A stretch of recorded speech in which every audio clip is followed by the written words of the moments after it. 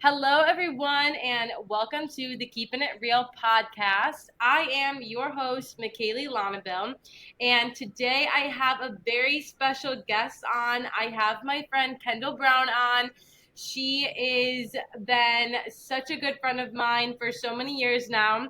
She actually is one of Jenna's best friends, and that's how we connected. Jenna was on episode 7 with me, and so me and Kendall have a relationship with Jenna as well. And yeah, so I'm so excited to have her on today. Hi Kendall, how are you? Hi, I'm good. I'm so happy to Good. be here. Yeah, I'm so excited. Yeah. Yeah, this is going to be such a great story. We're going to take you through Kendall's testimony. We're going to take you through her journey of life, through her sobriety, and through all the things. So, today on this episode, we're going to be talking about Kendall's, like I said, her sobriety, her relationship with dance, her journey through dance, and also just how she found God through all of her struggles in life. So I am going to hand it over to Kendall. Um, so Kendall, are you ready, girl? I'm ready. All Okay, right. yeah. I think I just want to start with a prayer just to ground myself before getting Yeah, into anything. Okay. yeah, I love that. So, yeah. God, please help me set aside everything I think I know about myself, my past, my spiritual path, and especially you, so that I may have an open mind and a new experience of these things. Amen. Amen. I love it. We're starting off Amen. strong. We have the Lord talking through us today, and He is just going to help us through this topic. It's not an easy topic to talk about, I'm sure, for Kendall, but just seeing her growth, even since I first met her, is crazy. So I'm super excited. Just like as the same as Jenna, actually, if you listen to my podcast with Jenna, me and Kendall, kind of didn't talk for too long. We've always kept in touch on social media, but it's just crazy how once you find God, He reconnects you with people who also are on the path of God, and it's been just so Mhm. great to reconnect with Kendall and Jenna again. We were like three peas in a pod. No, actually, and like in a way, like in the beginning, that like wasn't very good or healthy, but it's No, so like insane how it's just like flipped, and now it's just like beautiful, and it's like the most genuine relationship, like, and it's not yeah. based off of anything that's bad, you know. It's so crazy how you come from one place within a friendship and you are in a completely other place. It's so wild how life happens Hmm. and life changes, but it's so cool when you get to grow together as friends and take that time apart to grow yourself and grow with God, and then you come back as just like new humans and new beings, and it's just so beautiful. So, Kendall, can you tell us a little bit about your journey relating to dance, addiction, and now sobriety, and kind of just introducing your testimony and all that? Just introducing yourself, just telling us a little bit about yourself. That would be Yeah. awesome. Yeah. My name is Kendall Brown. um I grew up in Fairfield, Connecticut, same as Jenna, with my mom and my younger sister. My sister and I were both adopted. Me from Bucharest, which is in Romania, and my sister's from Azerbaijan, which is in Russia. Um, I came to America when I was like 8 months old, and my sister was 3. But my mom, who's a single mom, she is such a strong woman of Christ and raised both me and my sister in the church. So I always had that foundation of Christianity and an idea of who Jesus was. Even though, of course, like when you're so young, I think it's just impossible to like know how dope he is, like, Yeah. because you kind of have to like go through your trials to like come back to him. But anyways, growing up, like, I was very happy in elementary school. I was social. Like, people said I was a people person. I was happy. I was good. Once I hit middle school, I started experiencing pretty severe depression and anxiety, which was mostly social anxiety, just being around people. Like, I could not do it. Like, it was crippling. even though I was still so young, and it was confusing because like I would tell some people like I think I'm depressed, I don't know, and then I would always hear like you're too young to be depressed, you're too young, you're too young.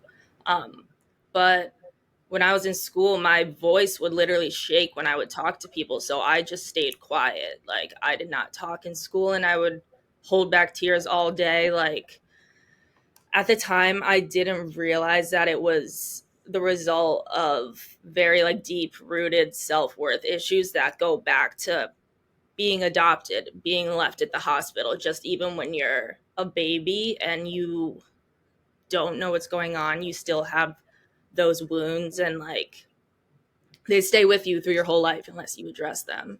But basically like the result of that was that like I felt very worthless.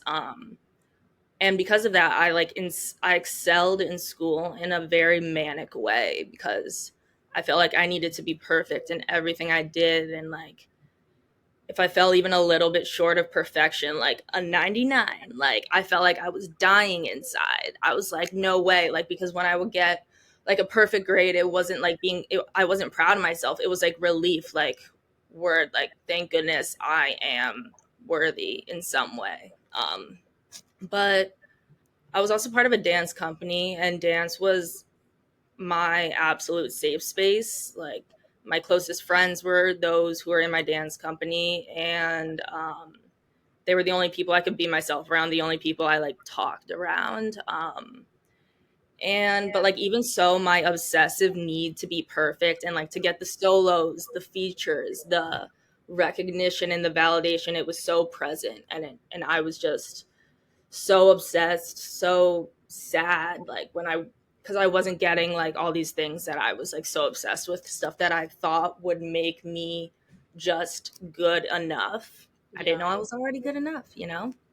But I remember thinking as a middle schooler that I hated myself and that I would rather be anyone but who I was. And I prayed for confidence. Like I begged God to make these feelings go away, but it just got worse. And I was sure that God hated me. And like, I thought he was sadistic.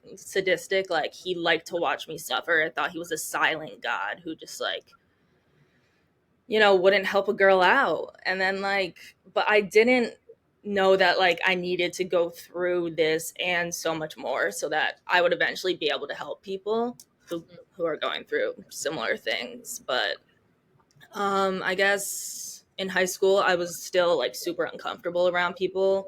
My depression was like, it was unbearable. I also developed anorexia, and then that transitioned into bulimia. My grades were perfect, and I was starting to be featured more in my dance company, but I was like severely unhappy still. Summer 2015 is when I went to the Joffrey Ballet School summer intensive where I met my girl McKaylee. And yeah, we drank, we smoked for the first time in my life. And I didn't do it again for a while because I thought it would make me gain weight, and I was still very obsessive about my eating. Um, but when I was a junior in high school, I began drinking, smoking socially. And I think that's actually what got me out of my eating disorders, like one addiction to another. Like it's so common. Yeah. But I felt like it turned me into, like, the alcohol turned me into the person I always wanted to be. And it took away my social anxiety. It was fun. It was exciting. And it worked until it didn't. Like, it temporarily worked, just like everything else in this life that is not God. And like I had such a God-sized hole, and I was trying to fill it with the alcohol, the everything. Um, but nothing. It worked for a little bit, but then it just didn't. And my alcoholism progressed so quickly, like it's insane. In less than a year of starting to drink, I totaled my mom's car one night after drinking like very heavily at the beach with people, and this was the first time I ever blacked out. I remember like for a moment I like blacked in, if that's what you call it, and I was driving and I was going like super fast, and I like suddenly felt like the car stalled out, and then I smelled fire, and I just was like I think I'm gonna die. So I passed out and I was just like, okay, bye. Um, Oh my god. but the flash of my mugshot was what woke me up. It blacked me in again from being Wow. passed out. And I was arrested with a DUI when I was 17. Um, Wow. yeah, and I came to a realization recently that like up until that night of my DUI, I would drink for confidence and to hide my social anxiety. After the night of my DUI, I purely drank to forget. Like I was in such shock that something like that could happen to me because just 6 months prior, I was excelling in school. I was doing well in dance and I was like very well behaved. Like now I was a criminal and I was an embarrassment and I could not handle that. Yeah. From then on, like I began to drink heavily and black out more and more. But in less than a year, like my GPA was cut in half.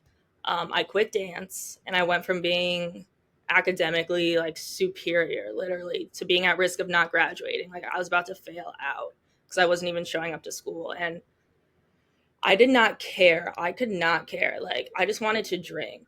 I needed to drink to distract me from how my life was falling apart so suddenly. But it's like such a paradox because my life was falling apart due to drinking. And then I was drinking to fix that.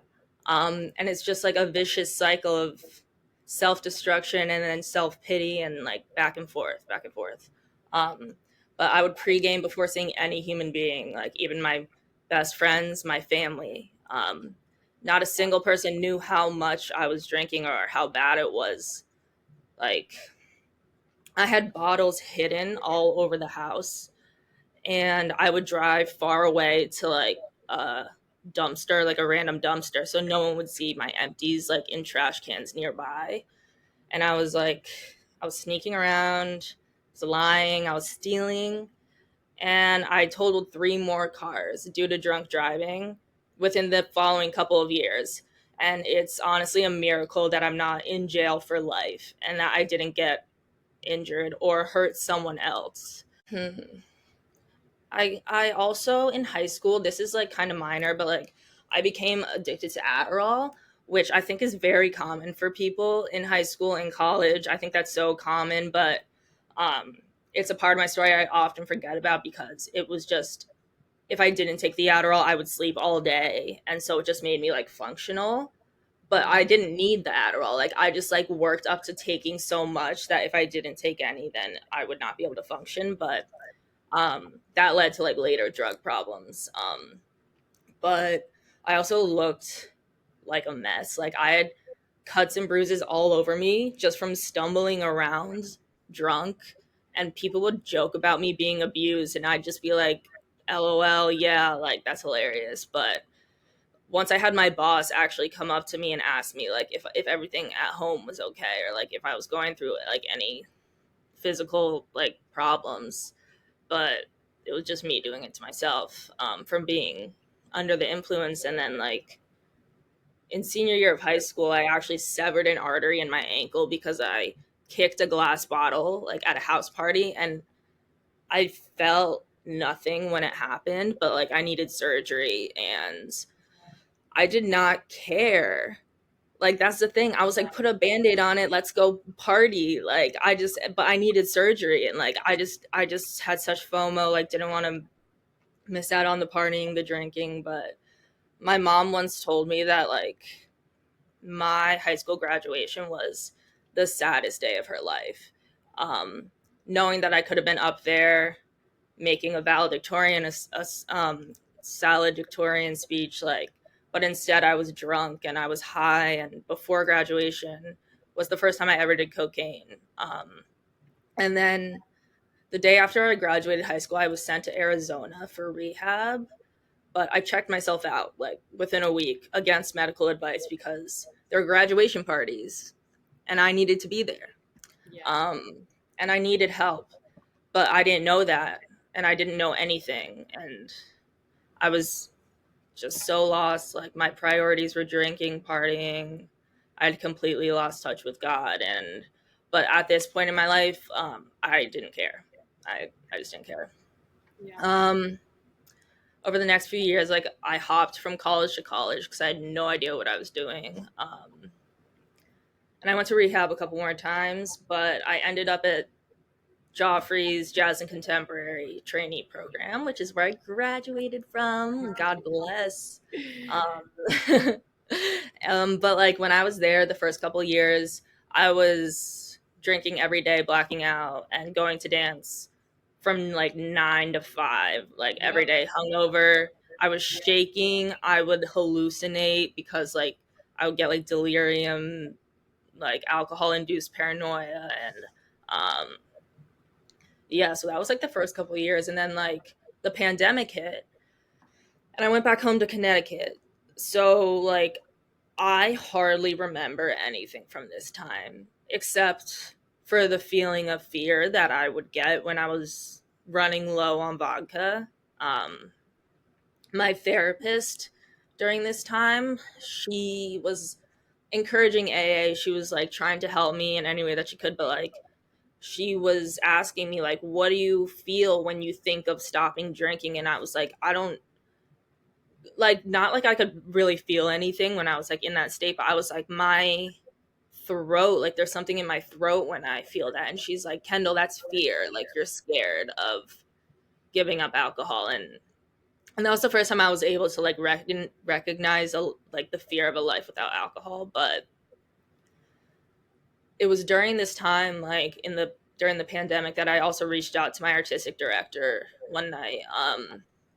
I messaged her and I told her that I thought I was going to die from alcoholism and that I was scared because I was finally able to like recognize that feeling. And I don't know what made me reach out to her. I think it was just I had respect for her and I knew that she cared about her students, and I really was like pretty alone at that point too. But she spent the rest of the evening like messaging me, telling me she was there for me, and it was the first time that I felt like someone cared enough to try to help. And that was such a big step. Like it opened up the idea of me asking for help, which I was always so opposed to and thought I could do everything on my own. But like even so, like my drinking went on. I returned to New York in 2021, and by the end of 2022, I had also become addicted to cocaine. Um, and I was in hell. Like I hated myself more than anything. And I remember a journal entry from this time where I literally wrote that waking up every morning feels like a punishment and that every day was worse. I was not showing up to class. I couldn't. Like, not only was I always hungover, but like my depression reached a scary and ugly level. I was doing therapy, but our sessions would last like 10 minutes max because I was so numb. I could not feel anything, let alone talk about it. And it's also interesting because I found another journal entry from this time where I forget that I was even doing this, but this was what I would call my bottom. And in this journal entry, I was praising Jesus through writing. Um, and I wrote that I believed that he would save me and that I was going through this hell for a reason. um I had learned from sermons that I had been watching, because at that point I was starting to get back into like watching sermons and listening to podcasts and everything. But I was learning that our pain is never meaningless and that it will always be utilized for the greater good as long as we have faith in God. And I guess I was just keeping that in the back of my mind, like even when I was at my worst. Like I was like, God, you better be whipping up something real nice if this is what I have to go through. And it was just, yeah, I had hope and I had faith. And even like, even if I didn't, like I was faking it till I made it, at that point. But there were times where I knew I wasn't okay, but as I said, I didn't care and I was willing to die before I gave up alcohol. And it was in the beginning of 2023 that like dying and all that dark stuff, like it became very close to reality, because like my liver was, I forget exactly what was wrong with it, but it was due to alcohol and like it was not doing well. And I just constantly felt like at any moment I could have a heart attack because I was doing cocaine every day. And I was totally alone. Like, even my closest friends had taken a step away from me because I could not be helped. And I like rarely showed up to class. And when I did, I would leave early because I was just crying. Like, I spent my days crying. And I just felt humiliated by what I had become, and especially comparing it to like what I once was. But this was the first time in years that I started to care. Um,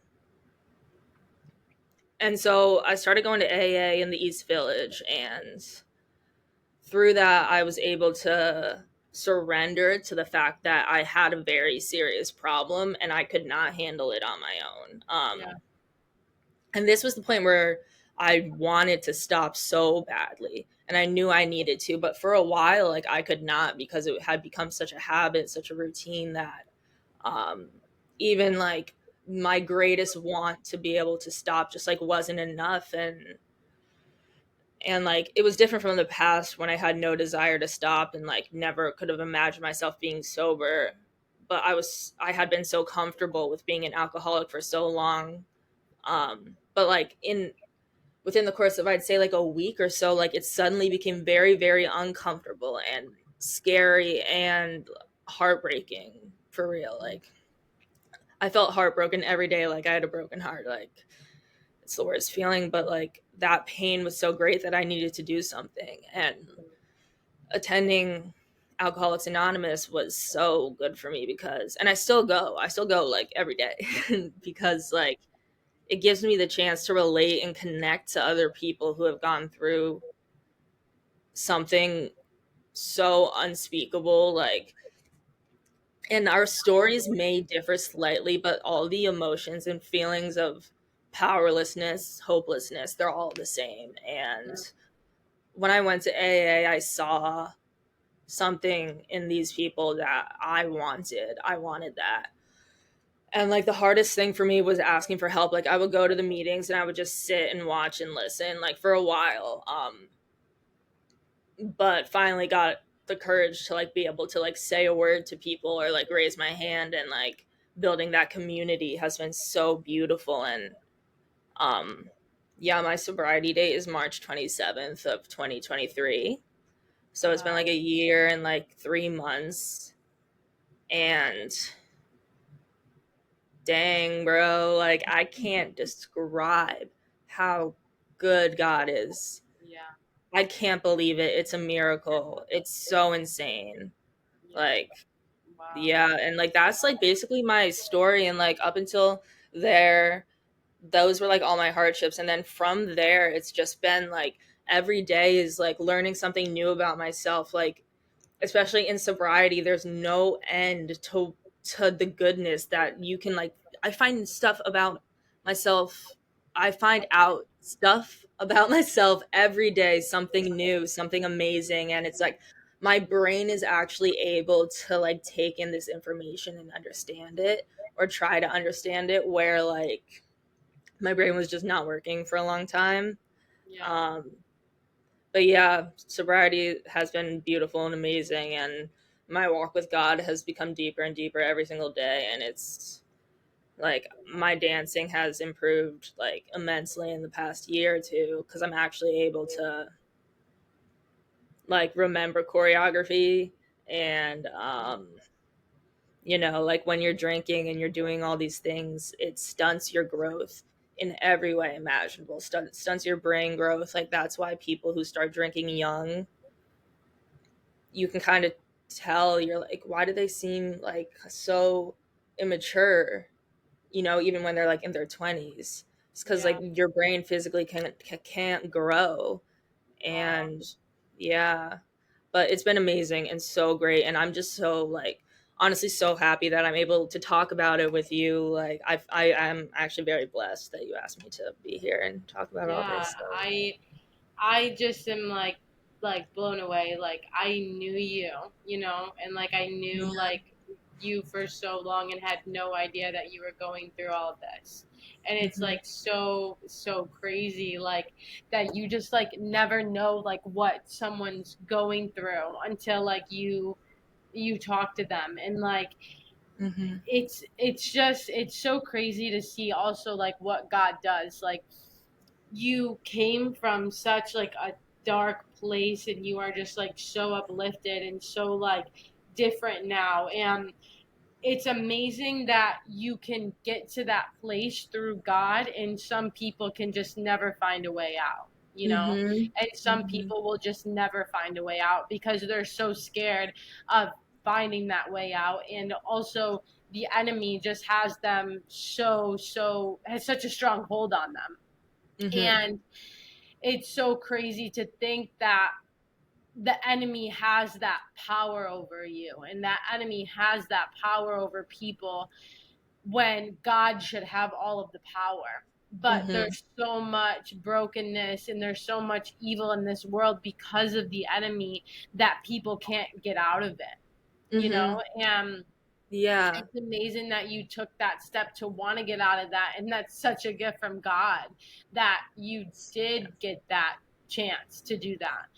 Yeah. Because, like you said, you could have been in jail the rest of your life, but for some Literally. reason, by the grace of God, you're not, because you are supposed to be here telling your story and helping people through these Mm-hmm. times. Because the alcohol levels, the drug levels that people are on right now, especially in these times of brokenness, is so crazy. But we are such disciples of God, and He is calling so many people right now. So many people are so on fire for Yes, God because there's so much brokenness that we need to be. We need to be out here helping people. We need to be out here telling our stories, because you get to show people I was there and look where I am now. for sure. So And like, I was actually watching this interview with Matthew Perry, who played Chandler in Friends, and he passed away recently from addiction. And he like struggled with his sobriety his whole life, and he was talking about how like his book, first of all, is insane, like craziest story I've ever heard. But like his story, like he had reached such a low point that like he realized that however low you go, however dark like your days are, and like however like at the bottom you feel, that directly correlates and translates to a high that you're also able to reach, like a natural high, a natural, and yeah, that high is helping people, relating to other people, sharing with other people, being like, this is what happened to me, and then being able to connect with someone on a level of like they're not alone, and being able to help other people without expecting anything in return is the most rewarding thing in the world. Like you don't expect anything in return, but it's like you feel so fulfilled, and that's like the high that you can get from just like, wow, I went through this and this happened to me so that I could help this one person, and just one person is like, yeah, it just means everything. And then like as well, like I mean I live in New York City. I see people who are very like far gone, and like I was at a point where once my therapist told me like, Kendall, you might be too far gone. You might not be able wow, to recover.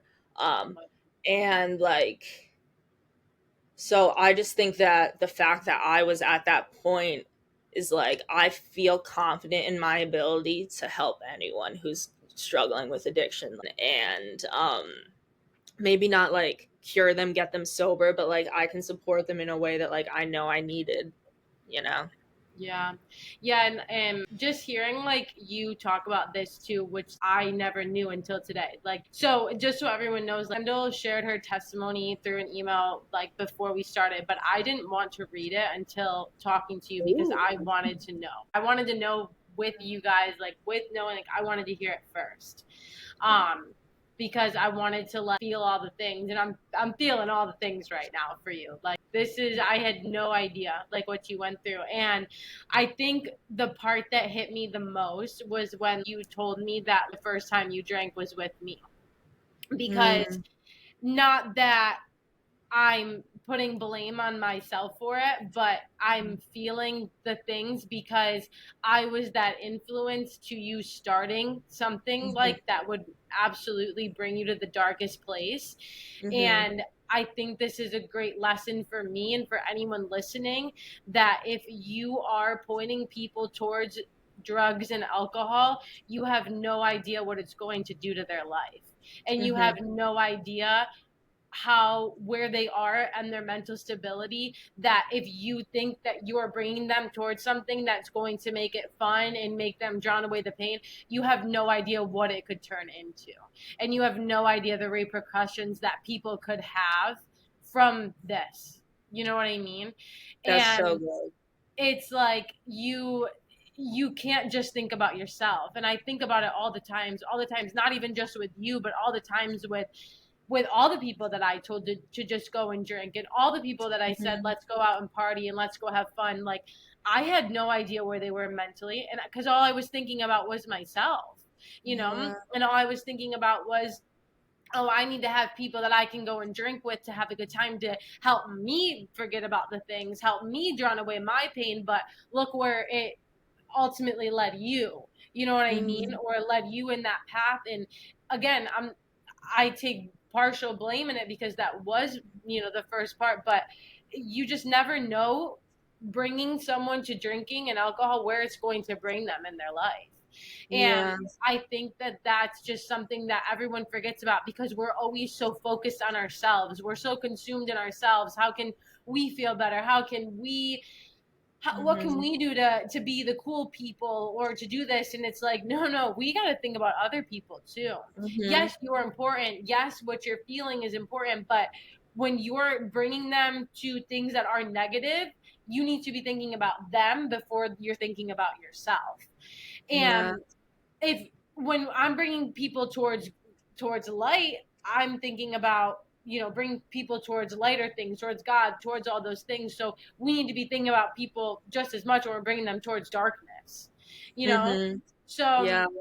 And it's one way or the other, like if you're not doing things that are objectively like nourishing their soul, making them see the light, making them see the truth, then it's like you're going against what God wants, yeah, because like even just being lukewarm is just, it's not helping anyone. It's no, not helping you, it's not helping them. And like what like there are some times where like I feel the need to say something to someone to like maybe help them push them in the right direction, but I get very nervous too. I don't want to offend them. I don't want to, have them take it the wrong way. But then it's like, what would I do if I never said anything and then like something bad happened, something bad came out of it? Like, you always want to yeah, be doing the thing that is like, you're not going to regret it. You're going to know you did the best that you could yeah, to yeah. to bring them to God and to bring them to the light. It's so true. Like, I was so scared to start a podcast because I was Yeah. so afraid that people were gonna feel judged, or anything like that, or just like anything that I say. Like, I'm going on here and telling you my opinions and my experiences, but people can take that in any way that they want because people just have feelings towards things. You know what I mean? Hmm. So Yeah. no, it's so true, but it really is. It goes back to the impact and the influence you have on people's lives, and what influence do you want to be. We are all an influencer in this life. We are all influencers. We're constantly influencing people, whether you have one person in your life or whether you have 500 million people in your life. We are influencing everyone every single day. It's constantly an influence. So Hmm. if you are influencing people towards the wrong things, why are you doing that? Why are you? Hmm. And what I ultimately think what it is you want people to come drag down with you. And this is something that I really took in my personal development. When I did my personal development course, this one hit me hard. I was like, wow. And this is like one of the biggest things that I took. When we are at a state of being, I don't know, let's say upset or sad or angry, We Mhm. want people to come down to our level, and we want to drag people down with us, because we would rather drag people down with us than have someone that's going to be truthful and honest with us, because it hurts to hear the truth and it hurts to hear the honesty. We don't want to hear it. We don't want to hear someone tell us what's wrong with us or what we need to work on. We don't want to hear it, because it means that it's a lot of work. It means that something's wrong with us, when there Mhm. is something wrong with all of us. We all have our issues. I have a lot of issues that I get to work on. But why but we drag people down so much to our level and to get down to feel where we are, instead of just being able to take the help, and instead of just hearing Mhm. what someone's experience is of us, that we would rather just bring them down to our level, because Mhm. it's comfortable for us. It's our safe space. Bringing people Mhm. down to our level is our safe space. But Mhm. we get to be people, and I get to be a person that is honest with you, is truthful with you, is truthful that's any with anyone around me, because I don't want to see you dragged down, and I don't want to drag you down with me. I want to lift you up. Mhm. I want to tell you the honest truth of my experience of what's going on.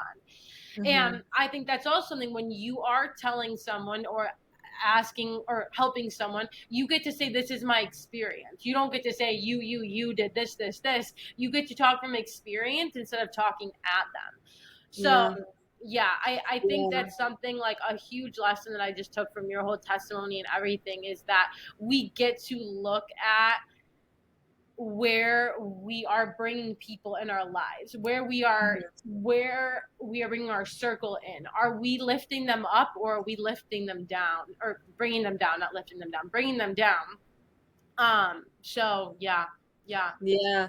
And I think another part of that is like, especially when there are drinking and drugs involved, like whenever someone would try to approach me about my lifestyle, it was just like straight up defensiveness. Like I could not be bothered with like being told that I was doing life wrong, and like obviously I was doing it so wrong, but like the defensiveness, and I see that even in people like who don't have a problem and who maybe just had like a couple drinks, or like, it's just that when you have that fully sober and alert mind, you're able to like go into the other person's shoes, look at yourself in a way that like you wouldn't naturally see yourself, and then be like, wait, am is there something I can change in myself that maybe I'm doing wrong? And it's okay if you're doing something wrong. Like we're not perfect, like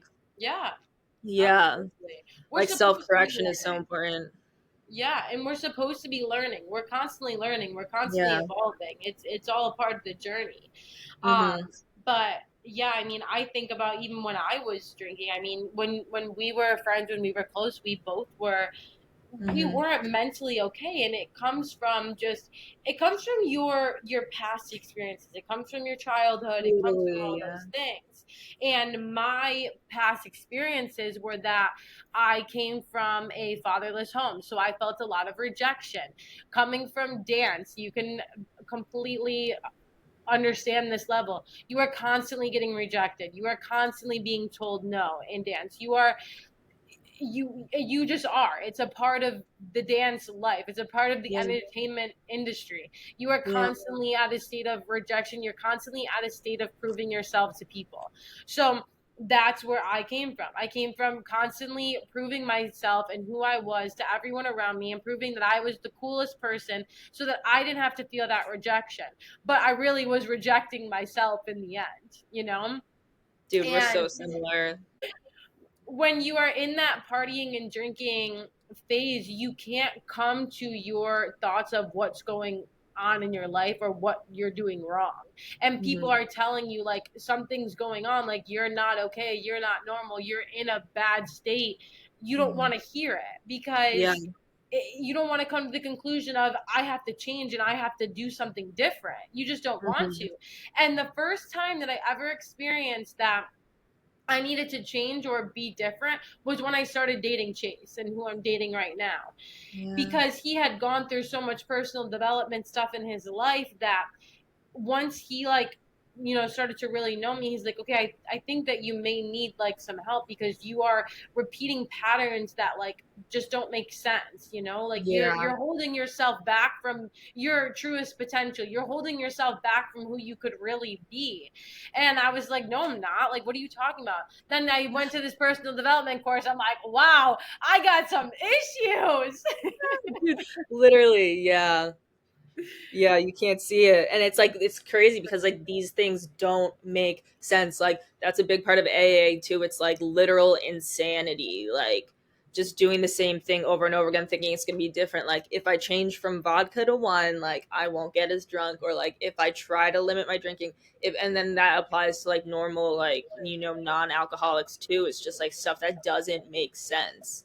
And you Yeah. really need that like outside perspective and that help to be Mm, able to like because you just can't do it on your own. And like for the longest time I thought I tried, like trust me, I tried everything to do it on my own, to control my drinking, to control my depression, my anxiety, and like it was just impossible. It was not able to maintain it. And like even like I've been reading the Old Testament, and in the book of Exodus, there's this one part where Moses is, he's supposed to like hold up his staff while people are leaving, like a certain area, and like he's not supposed to put down his staff until they get to the next place safely. And like he gets to a point where he's so tired and like he's about to drop his staff, but then, the two men that he's with like come up to him, they get him something to sit on, and they hold his arm so that he can hold up like the steps so that everyone else can get safely to like where they're supposed to go. And that shows that like even the most renowned, like the most respected, the most like amazing people in the Bible like don't have the strength to do everything by themselves. mm, They mm, need help, they need someone to hold them, they need someone to lift them up. And like even Moses, like he couldn't, like yeah. that's crazy. So it's like, Yeah. who am I to think that I'm gonna be the first person to like do this all on my own? You Yeah. know, I'm not gonna. It's just not gonna happen. And I think what it is it comes down to embarrassment. It comes down to Definitely. we're embarrassed to admit that something's wrong. We're embarrassed Mm-hmm. to admit that we're not perfect. Because Yeah. especially being dancers, all we want to be is perfect. Totally. Totally. And we come to this realization of, okay, like finally by the grace of God, I'm not perfect Yeah. and I need God. And the best part of it all is that you can be down in the dumps in the worst part of your entire life. You could be the worst person ever. You could be the worst, everything. Yeah. And God still takes you in. And he Yeah. still wants to help you. When And you he don't still deserve it loves at you. all. Yeah. Yeah. When we don't deserve it. There's no part of either of our stories that that we deserved any of it. We literally Yeah. completely rejected God. We did everything that we've felt that people have done to us to God, and he still took us in, and he's helping us be the best Yeah. versions of ourselves and help people. How unreal is that? It's so beautiful. It's so Yeah. beautiful. And Yeah. like I wanted to tell this quick story that Yeah. like where I was I was like 80 days sober, and this was like a point where like God, like even after me going against him for so many years, and just doing exactly the opposite of what he wanted me to do, like he like revealed himself in a way to me that was so insane. Like I was like 80 days sober, and I knew I was going to relapse. I knew it. Like I felt it. I was scared, but I didn't want to relapse, but like I had a feeling I was going to. And so I called my therapist and I was like, "Girl, like I think I'm going to relapse. Like this is not even I'm not even kidding. Like this is serious." And she was like, "Kendall, like this is the point where you make a choice. You can have God show up to you as inspirations, ideas, thoughts. Um, but in the end, you do have the free will to be able to make whatever choice you want to make. And even if you know which one's the right choice, like it's up to you. And like maybe God will show himself to you like through inspirations, ideas, just like wants to be to do certain things. But I was like, okay, that didn't really help me, but thanks.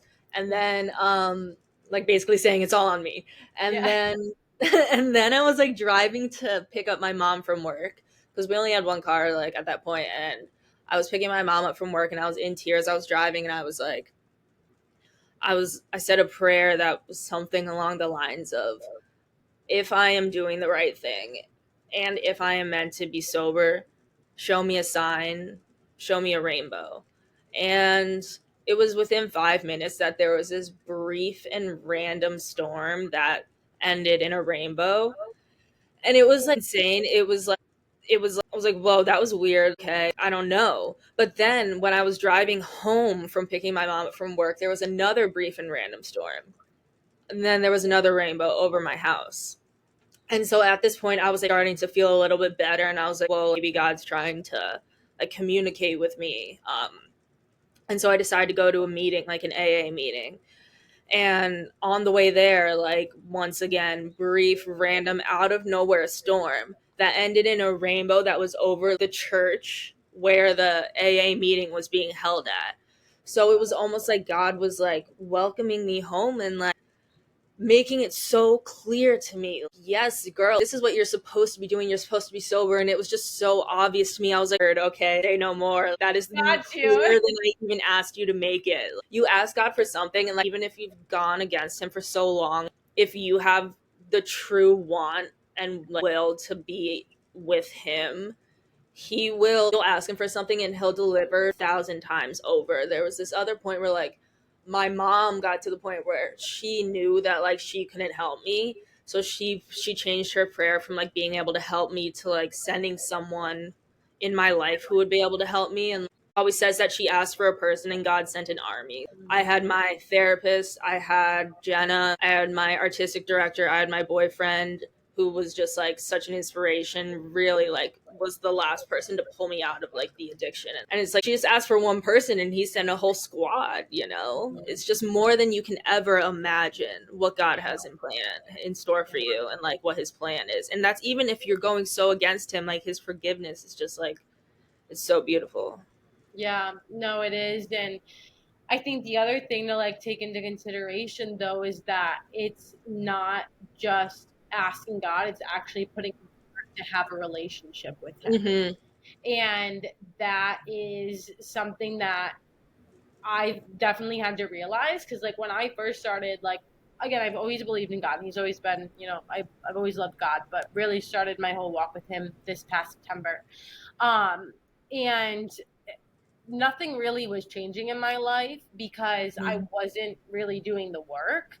Mm-hmm. I was saying, yeah, I love God. I got baptized. I did all these things, but I wasn't really still in the word of him. I wasn't really still understanding him. Like I was at church, but I still wasn't really understanding what they were talking about until like I started reading my Bible and I'm like, oh, now I get it. Yeah. Like light It's like bulb. so serious. Like it's actually so like it can seem weird to people who don't understand how serious it is and like how much he's asking of us. But like, when you do love God and you love Jesus and you realize the life that Jesus lived, you want nothing more than to be exactly like him. He's such an So true. inspiration, such a homie, like seriously. And just by waking up every morning and like reading the Bible, trying to learn more about this thing that I can't understand, who is God, I'm finally able to live a life that is honest and respectable. And I don't have to worry about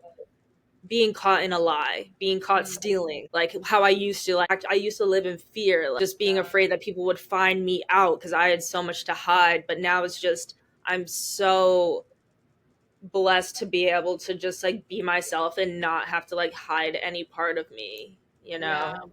It's Yeah. insane. It's so good, and I just don't know who wouldn't want that. I read Yeah. in John yesterday. It was with he said, Jesus said, "With me you have peace, but in the world you have tribulation," and Mm-hmm. it's just so true. Like Mm-hmm. it's just so true, and Mm-hmm. you get to really understand and experience that when you really experience Him fully. Yeah. But it's just so amazing. So I have a question for you. When Okay. did you like find God again, or what made you want to find him again after Right. everything? Yeah. So like as I said, I did grow up Christian. I like went to church, I went to Christian camp, I went to after school Christian groups, and I would like pray every night, but like in a way that I was just like listing my family members and asking God to bless them. Like I didn't really know how to like pray. But I guess it was I mean with that foundation, like my there was a point where my I told my mom, I was like, yeah, I don't believe in God anymore. And she was like didn't even believe me because she had talked to her pastor about what I was going through and that I was like straying away from God. And then the pastor said it's so normal for adolescents and like young adults, to stray away from God because that's when you're going through all your trying to find yourself, everything. But if they have that foundation of Christianity that they grew up with, they are very likely to return back to God. Um, and that's exactly what happened to me. Like I think it was just in me from like a young age, just like the knowledge and like I had all these like stories. I understood the Bible in like very vague ways, but I started watching sermons from Renaissance Church there in Harlem, and they're really good.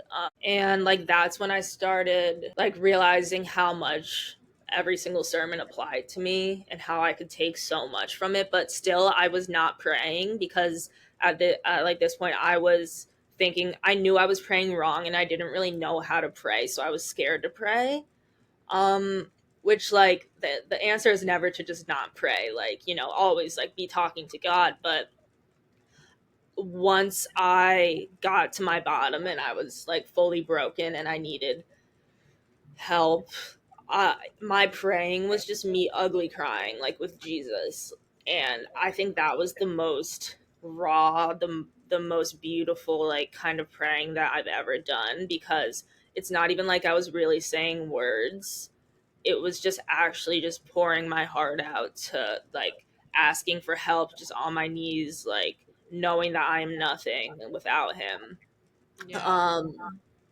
And then like still I never felt like I had an encounter with God up until that rainbow day, which like since then whenever I have some kind of like thought that like maybe one drink will be okay, maybe if you do this thing, like it's whatever, like it's like no, God was so clear and so like obvious that I am doing the right thing. And like how could he just make something so clear to me and then I decide to do the opposite? Like this is God we're talking about. It's not just like someone with an opinion that could be right or wrong. Like this is literally the creator who is telling me what to do.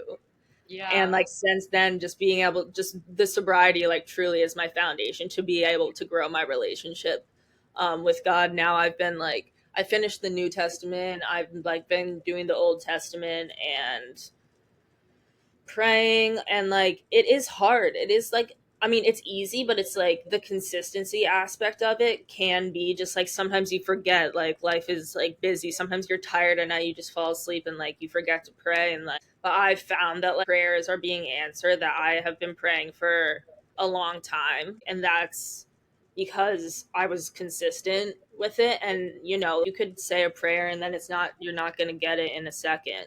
It has to come Yeah. from like a place of true consistency, a place of true like knowing that God can do this if it's in Yeah. his will. But like, it's just the consistency right now has been like my biggest goal with my Yeah. faith. But I can't really describe an exact moment where I was like I turned back to him except for the rainbow day. Yeah. But I think with that foundation I was able to gradually find my way back.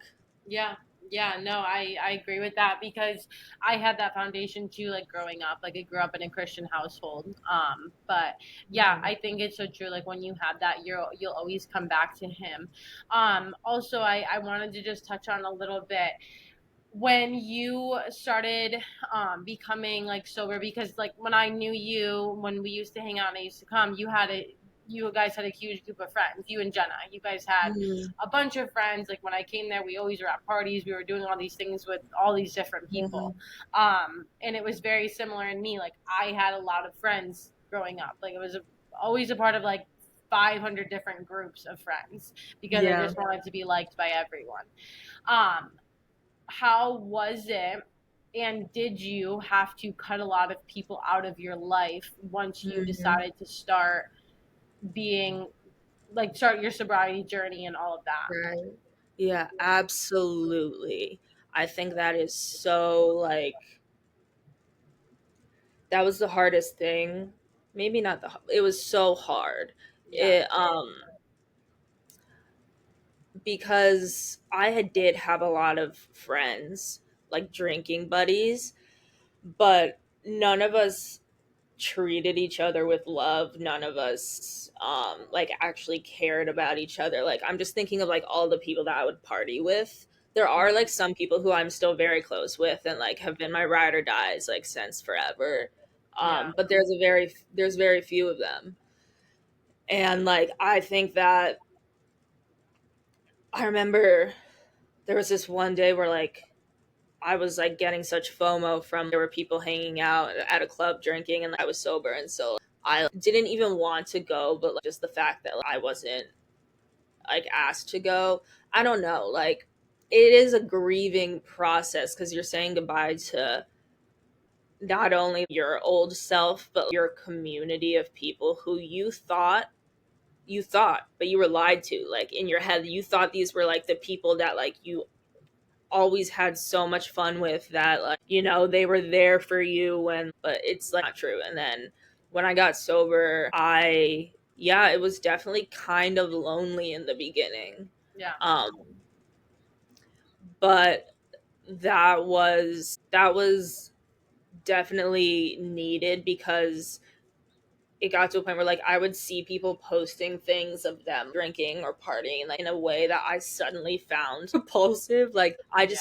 just couldn't look at it because I was trying to get away from that, and it was just such a reminder. And like and so I had to kind of like block them, unfollow them and everything.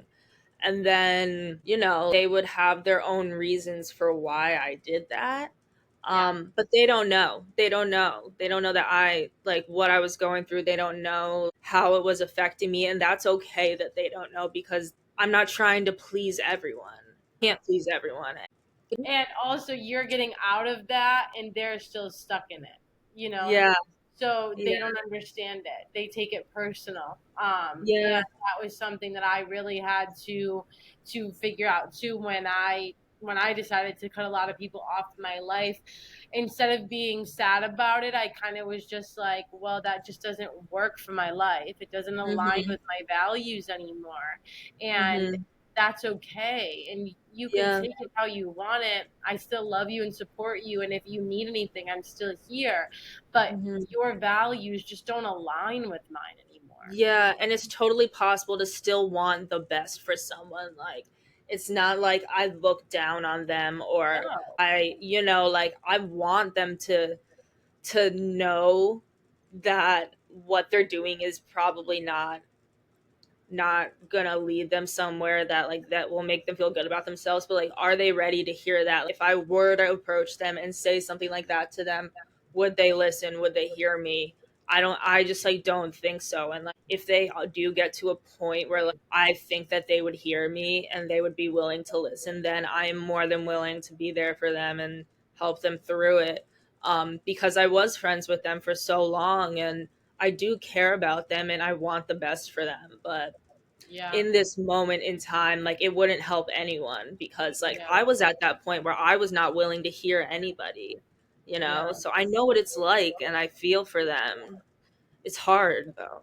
And the other thing is becoming the best version of yourself requires a lot of sacrifice in a lot of ways. Totally. And it requires sacrifice of losing some of the people that mean the most to you.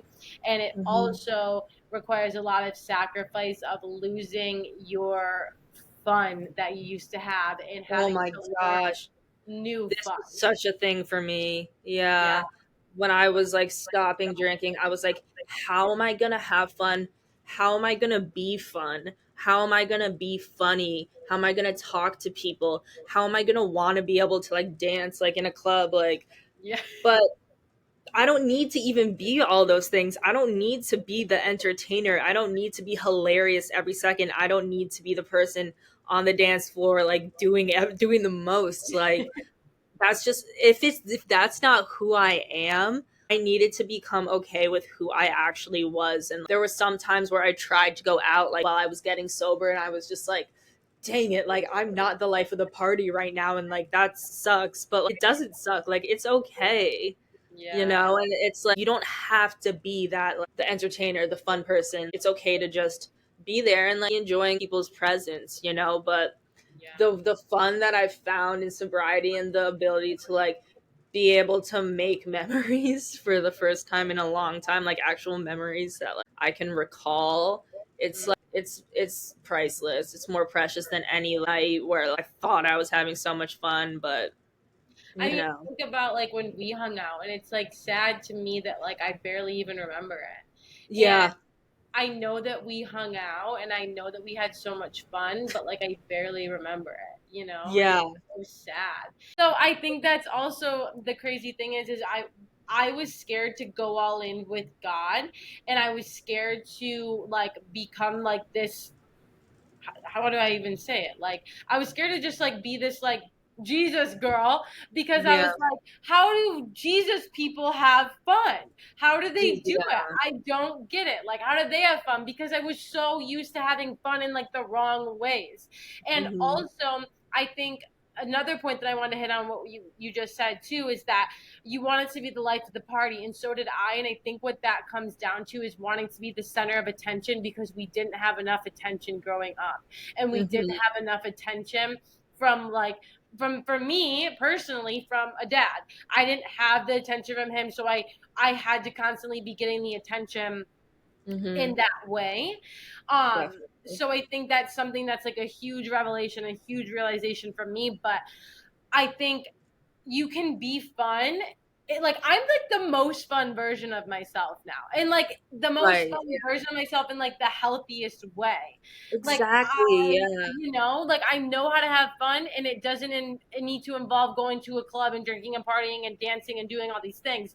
I can love Jesus and I can have fun in this amazing way that is so healthy and so great, you know? Yeah. Yeah, and it's honestly some of the most fun I have is just like actually sitting down with someone and getting to know them. I think that's so fun. I Right? think it's so mind blowing to like get to know someone's life, someone's like journey and like what they're going through in the moment. It's just so interesting. And Yeah. I am more into like being interested now than I am in being entertaining or entertained Yeah. because I think it's just I don't know, but it's also when I was doing all those fun things when I was younger, and drinking, like it would always, yes, it was like fun, and I remember saying to all my friends, like, we're never gonna regret this because this is the most fun. This is lit. It was like, but then there would always be some sort of drama to come out of it. Always someone getting like hurt or like someone getting sad or crying, and it just like wasn't like there was always something, and like or like if nothing happened, like everything went perfect, like you'd still feel terrible the next day because you'd be like just like hung over or something. I don't know. There was always a but and always a like consequence to like trying to have fun in these ways that were like taking you out of who you actually are. Yeah. And like, you're under the influence, you're like taking drugs, you're drinking alcohol. There is no way to connect with someone, like truly connect with someone if you're not yourself. Yeah. And then like all my memories with these people, I realized once I realized that it wasn't even me who was making those memories, none of these people even knew who I was because Yeah. I was always under the influence. Like it became so easy to just be like, "Oh, well then bye, like that doesn't even matter. That wasn't even me." You Yeah. know what I mean? And if you're drinking to black out, what good is going to come out of that? Yeah. Nothing. Nothing good's Yeah. coming That's out of what I that. mean. Yeah. Yeah. Like yeah, it's just there's nothing good coming out of drinking to black out. There's Yeah. And a lot of the time I was even though I would black out so much, it was because I was my reality. I think my therapist talks about how like my reality at certain times in my life was so painful that I needed that to cope, and like that is what I did. That is what I did the best that I could have done in that moment. Um and of course there's no way to go back and like change anything I did. Do I think that if I had a deeper understanding of God and his ability to like intercede with everything that was going on in my life, do I think that would have made a difference? I 100% do, but I also think if you're at a point where your reality is so painful that you need to forget, and you are, say you're like trying to be sober, you keep relapsing, you're still doing what you can do in that moment. We're all just like doing our best, Yeah. you Yeah. know. And it's sad, and it's like it's terrible that people are so tricked into thinking that the most fun is to have get drunk with people and like, you know, Yeah. be partying, but it's a lie. You know what I Yeah. mean? No, it Yeah. really is. It truly is. And um yeah, I'm so proud of you and where you've come. It's truly amazing. I mean, you get to show people that are experiencing things right now that you went through, that you can so get out of it, and it can just be so life changing. So Thank you. you're That means welcome. so much. Yeah, you're so welcome. So, Kendall, what message would you like to leave our listeners with today based on everything that you have shared?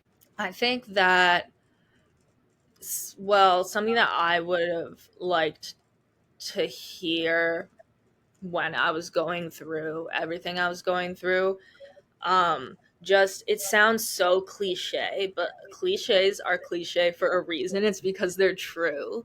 Like, you Yeah. are truly not alone.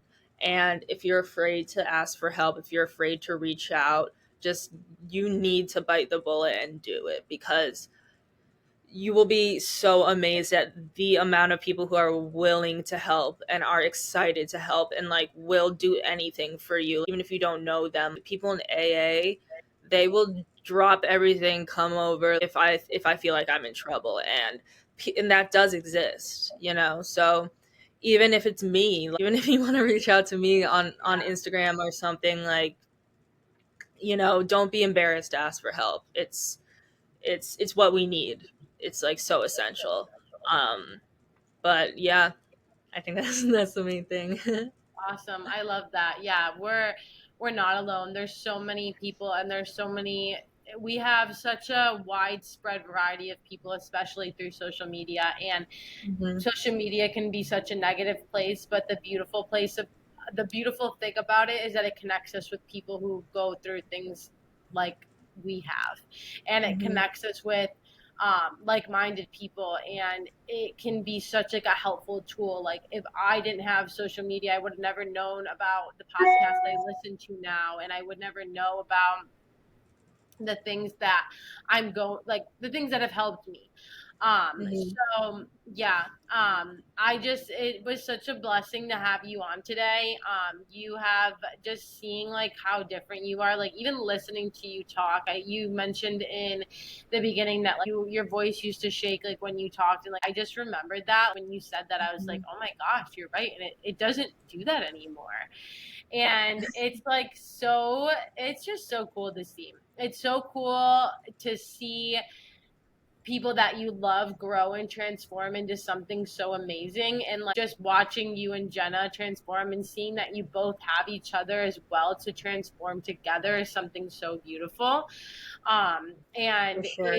it's so such a blessing when you get to watch people go down in from the dumps to glory, and Hmm. that's all because of God, and it's all Totally. because Jesus died on the cross for us, and he allowed us to do this. Yeah. So thank you for coming on, thank you for sharing your story, thank you for being vulnerable. I love you so much, and I'm just so glad that we have connected again, and I cannot wait to just watch you keep soaring and flying through this life. Thank you so much, girl. Like I'm really happy right now. I'm so happy that I was able to talk about everything that needed to be talked about and that I was doing it with you. Like it's so amazing. I know. So thank you so much. Full circle Yeah, moment in the best way. Um, seriously. So if you guys ever need anything at all from me or Kendall, Kendall's Instagram is Kendall X Brown.